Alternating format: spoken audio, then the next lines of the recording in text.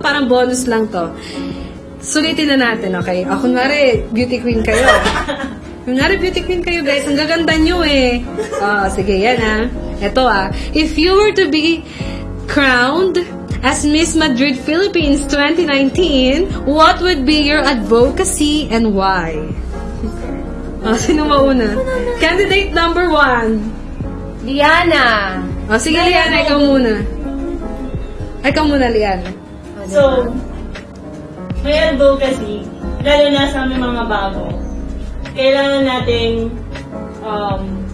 nating maging mas makapal mukha. Pagiging pageantera kasi, since nabibuild na yung self-confidence natin, dito sa Madrid, kailangan pa natin mas i-build yung sarili natin. Kasi, sabi nila, ang employer ng Madrid, makapal ang mukha. So, pag sumama,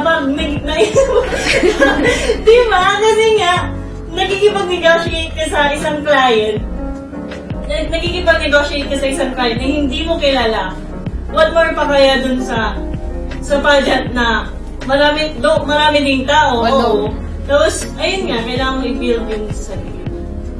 Ayan. Ikaw naman, Dana.